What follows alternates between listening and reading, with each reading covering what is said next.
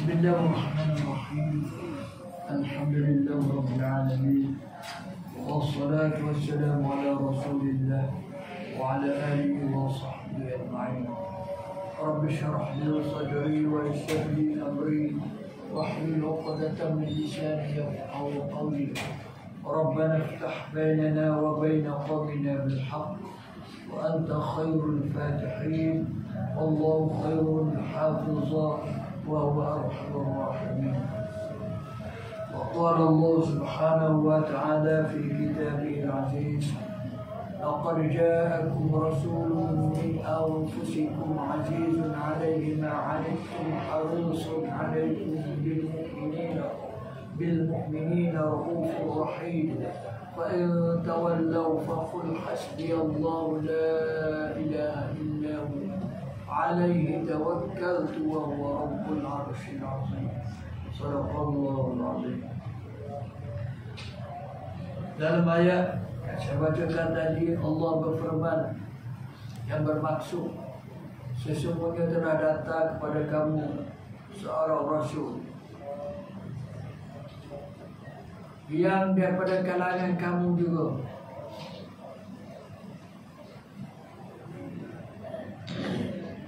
Dia amat mengasihi, mengambil berat tentang diri kita. Mana dia menyukai segala kebaikan supaya dapat pada kita. Walaupun begitu,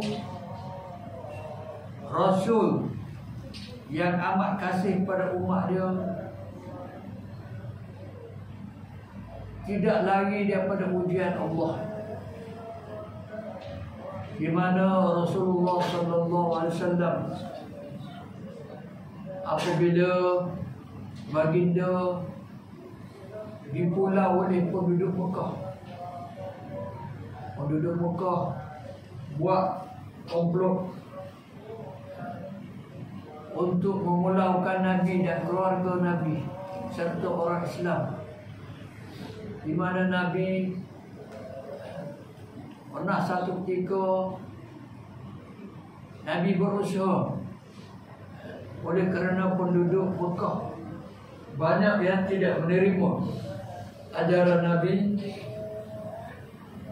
maka Nabi SAW telah beralih tempat cuba berdakwah di Taif.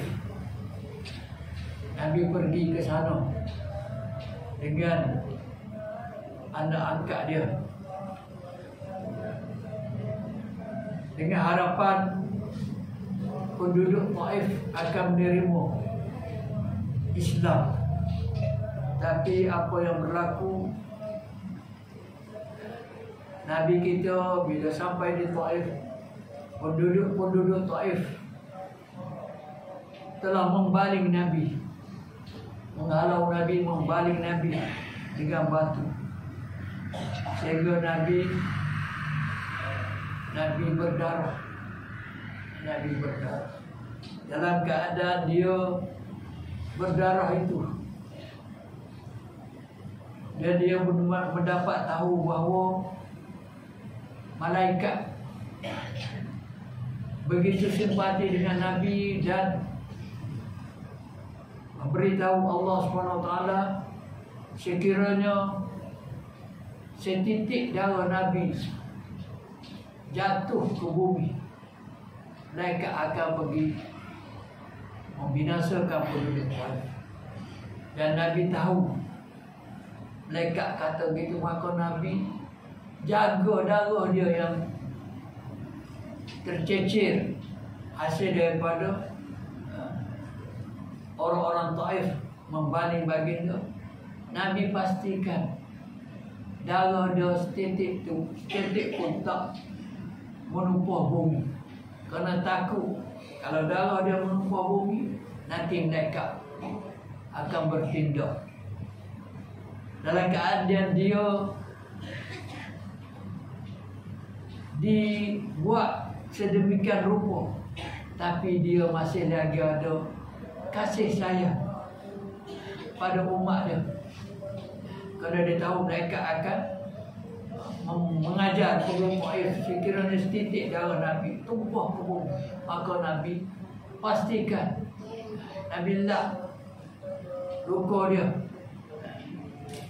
supaya jangan jatuh ke bumi. Dan penduduk Taif menghalau Nabi. Ia menerima Nabi masa di Taif, masa Nabi beredar daripada Taif. Nabi berjumpa, Nabi bersandar di sepatak di kebun kurma. Maka tuan kurma itu kesian Nabi, maka dia suruh pekerja dia Haddad supaya pergi buah kurma pada Nabi. Maka dia bawa pekerja ladang kurma ini bawa buah kurma pada Nabi. Bila bawa buah kurma pada Nabi, hadiah dia pada Nabi, maka Nabi ambil makan. Dan Nabi sebelum makan, Nabi ucap Bismillahirrahmanirrahim. Maka penduduk ini tertarik dengan ucapan tersebut kerana dia tak pernah dengar. Dan ringkas cerita hasil daripada amalan Nabi membaca Bismillahirrahmanirrahim setiap kali nak makan. Maka lelaki itu akhirnya masuk Islam. Dan malaikat, dalam keadaan itu ada malaikat pergi jumpa Nabi, beritahu pada Nabi, wahai Rasulullah, perintahkan pada aku supaya angkat bukit Uhud. Aku akan angkat bukit Uhud itu. Aku hembak ataupun duduk Taif. Tapi Nabi tak bagi kebenaran. Sedangkan kalau Nabi bagi kebenaran, memang penduduk Taif akan dibinasakan oleh mereka dengan ambil bukit dirembak atas penduduk Taif. Tapi Nabi tak izinkan. Nabi berdoa kepada Allah SWT supaya penduduk Taif, kalau penduduk tua-tua ni tak terima aku harap penduduk muda, kanak-kanak akan menerima Islam. Kalau aku bagi kebenaran pada kamu, wahai mereka, empat atau penduduk Taif, maka peluang untuk penduduk Taif menerima Islam habis. Kerana bila empat bukit Uhud atau penduduk Taif akan hancur lebur, maka tak ada orang yang beriman. Begitulah Nabi, akhlak Nabi. Kerana itu dia ayat berikutnya telah berfirman, fa in tawallaw faqul hasbiyallahu la ilaha illa hu. Sekiranya mereka berpaling, wahai Muhammad, sekiranya orang tak suka pada kamu,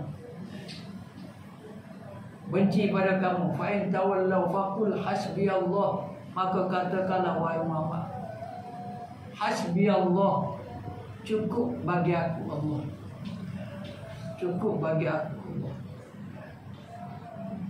Walaupun semua orang benci kita, kutuk kita, kata bodoh pada kita, tapi kalau Allah Subhanahu Wa Taala suka pada kita, itu sudah cukup untuk kita. Cukup bagi kita, hanya Allah yang menyukai kita.